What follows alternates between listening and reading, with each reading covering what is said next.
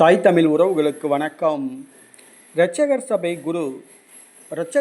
குரு Ignatius Kumar கல்லறை நடக்கும் அதிசயங்கள் என்ற தலைப்பில் இந்த காணொளியை காண்கிறோம். மதுரை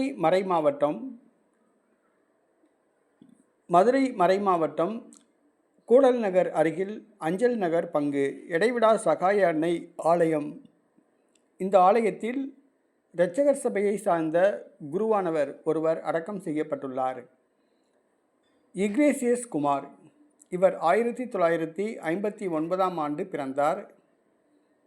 இவர் 85ஆம் ஆண்டு குருவானவராக திருநிலைப்படுத்தப்பட்டார்.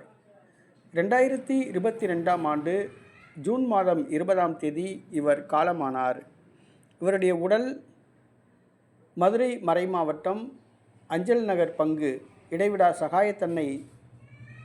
சகாய அன்னை ஆலய வளாகத்தில் அடக்கம் செய்யப்பட்டுள்ளது. அங்கு 2 கல்லறைகள் உள்ளன. அதில் ஒரு கல்லறை குருவானவர் இக்னேசியஸ் குமார் அவர்களுடைய கல்லறை.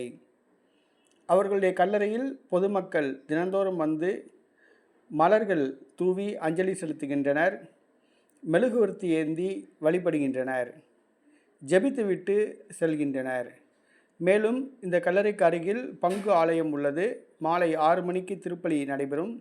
திருப்பலிக்கு வருபவர்களும் திருப்பலி முடிந்த பின்பு இந்த ஆலயத்துக்கு வளாகத்தில் உள்ள அந்த கல்லறைக்கு வந்து மலர்கள் தூவி மெழுகுவர்த்தி கொளுத்தி ஜெபித்துவிட்டு செல்கிறார்கள். ஒரு சிலருக்கு நோய்கள் குணமாவதாக தெரிவிக்கின்றனர். இறந்தவர்களிடம் நாம் மன்றாட வேண்டும், இறந்தவர்களுக்காக மன்றாட வேண்டும். ஃபாதர் இக்னேசியஸ் அவர்களுடைய கல்லறையில் அற்புதங்கள் நடைபெறுகிறது.